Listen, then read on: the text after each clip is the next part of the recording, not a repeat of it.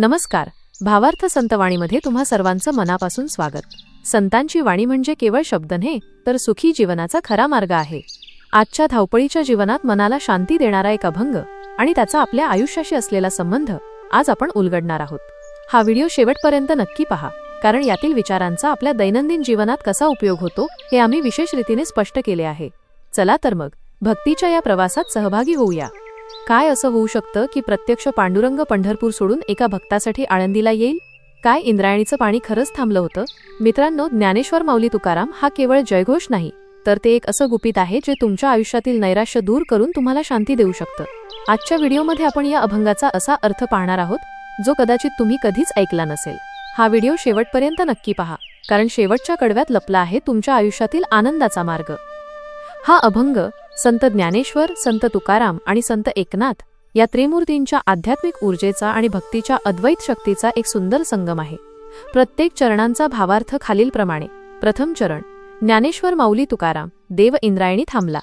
इथे माऊली शब्द केवळ आई या अर्थाने नाही, तर ब्रह्मविद्या देणारी जननी या अर्थाने आहे.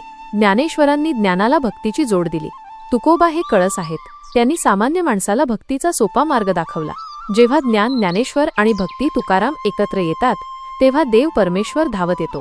इंद्रायणी ही केवळ नदी नाही, ती शांती आणि पावनतेचे प्रतीक आहे. जेव्हा मानवाचे विचार शुद्ध होतात, तेव्हा परमात्मा त्याच्या हृदयरूपी इंद्रायणीच्या काठी स्थिरावतो. नैतिक धडा. संतांना हे सांगायचे होते की देव मंदिरात नसून तो प्रवाही विचारांत आणि निसर्गाच्या सानिध्यात आहे. समाजातील उच्च नीच भेद विसरून एकत्र येणे हीच खरी भक्ती. डिजिटल युगातील प्रासंगिकता. आजच्या इन्स्टंट युगात जिथे फेक न्यूज आणि द्वेषाचे राजकारण वेगाने पसरते, तिथे इंद्रायणीसारखा शांत आणि संयमी विचार हवा. सोशल मीडियावर कोणत्याही गोष्टीवर प्रतिक्रिया देण्यापूर्वी रिॲक्ट, थोडा वेळ थांबणे, पॉज गरजेचे आहे. उदाहरण, एखादी मोठी कंपनी जेव्हा केवळ नफ्याचा विचार न करता CSR कॉर्पोरेट सोशल रिस्पॉन्सिबिलिटी अंतर्गत स्थानिक समुदायासाठी काम करते, तेव्हा तेथील कर्मचारी आणि समाज यांच्यात एक अद्वैत निर्माण होते. उदा. टाटा समूहाची कार्यपद्धती. सोशल मीडियाच्या अतिवापरामुळे जेवणाच्या टेबलावरही संवाद हरवला आहे. तिथे इंद्रायणी थांबला म्हणजे मोबाईल बाजूला ठेवून एकमेकांच्या डोळ्यांत बघून दिलेला वेळ हाच खरा संस्कार आहे. समजा एखादा माणूस खूप विद्वान आहे, पण त्याच्यात प्रेम नाही, तर देव तिथे थांबणार नाही. पण जेव्हा तो ज्ञानासोबत ज्ञानेश्वर, नम्रता आणि भक्ती तुकाराम अंगीकारतो, तेव्हा त्याचे मन शांत होते आणि त्याला ईश्वरी साक्षात्काराचा अनुभव येतो. द्वितीय चरण, पंढरीचा पांडुरंग आळंदीशी आला. भक्तिभावाने एक रूप झाला. नियमाप्रमाणे भक्त देवाकडे जातो, पण इथे उलट घडले आहे. आळंदी हे ज्ञानपीठ आहे.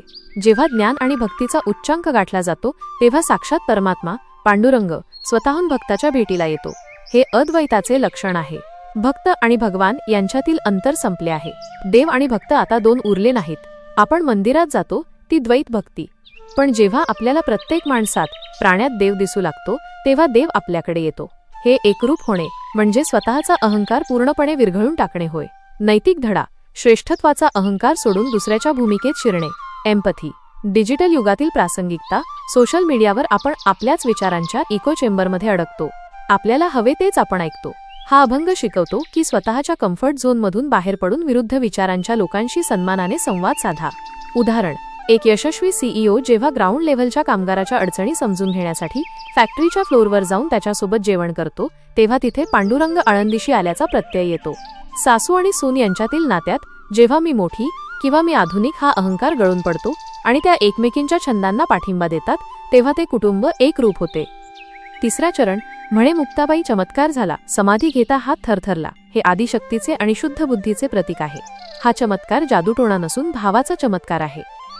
हा भाग अतिशय गहिवरून टाकणारा आहे. जेव्हा ज्ञानेश्वर महाराज संजीवन समाधी घेत होते, तेव्हा खुद्द देवालाही, पांडुरंगाला दुःख झाले. हा थरथरणारा हात ईश्वराच्या मानवी रूपातील ममत्वाचा आणि प्रेमाचा पुरावा आहे. देव केवळ दगड नाही, तर तो भावनेला प्रतिसाद देणारा सखा आहे. ज्ञानी माणसाला मृत्यूचे भय नसते, पण भक्ताच्या विरहाने ईश्वराचे हृदयही हेलावते. हा थरकाप भीतीचा नसून प्रेमाचा आहे. एखाद्या आईने आपल्या मुलाला निरोप देताना तिच्या हाताला येणारा कंप, हाच तो भाव आहे. नैतिक धडा. जबाबदारी पार पाडताना किंवा मोठे निर्णय घेताना मनात असलेली संवेदनशीलता जिवंत ठेवणे. निर्दयीपणा हा ज्ञानाचा लक्षण असू शकत नाही.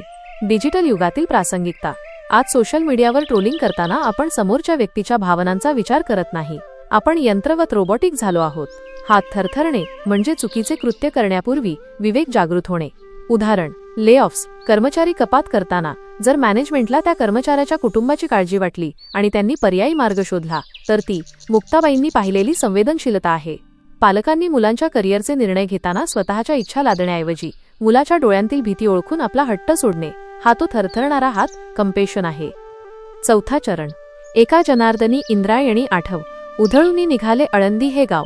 संत एकनाथ महाराज आपल्या गुरूंच्या चरणी जनार्दन स्वामी लीन होऊन हा अनुभव सांगत आहेत. जीवनाच्या धावपळीत जेव्हा आपण आपल्या मूळ अस्तित्वाचा, इंद्रायणीचा विचार करतो तेव्हा आपल्याला आत्मिक शांती मिळते.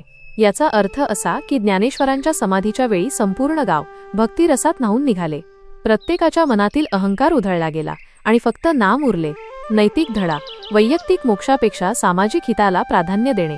डिजिटल युगातील प्रासंगिकता.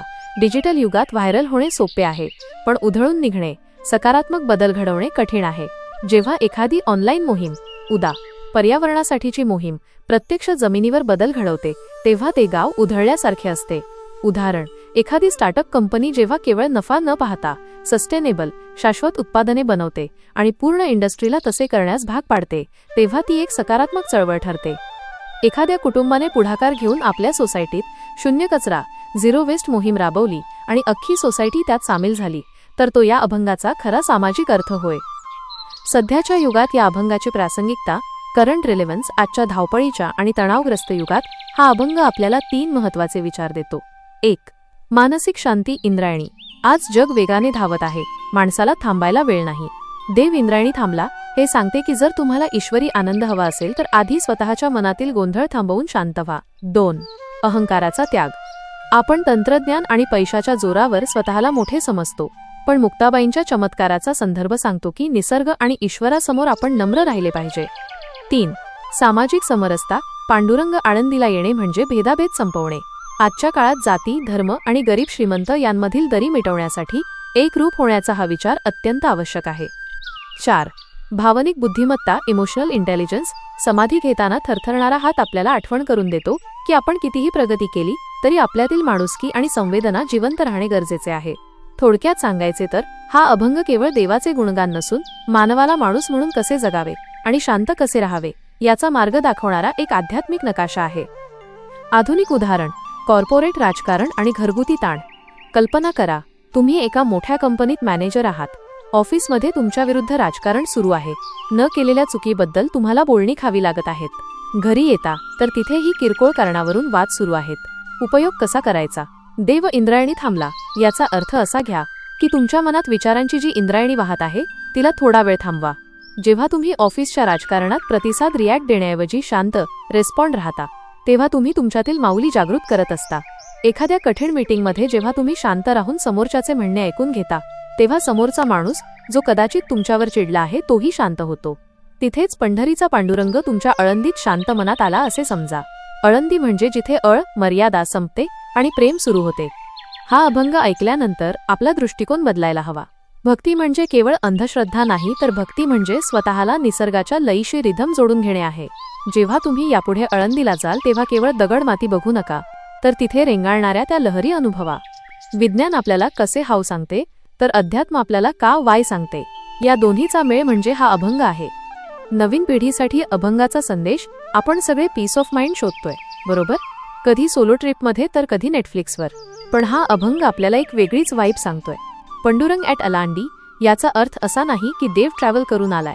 याचा अर्थ असा आहे की जेव्हा तू शांत होतोस अलांडी मोड तेव्हा तुझा इंटरनल पीस पांडुरंग आपोआप अनलॉक होतो. तुला कुठेही जायची गरज नाही. Happiness is an inside job, no more FOMO. आपण नेहमी बाहेर काय चाललंय यात अडकतो.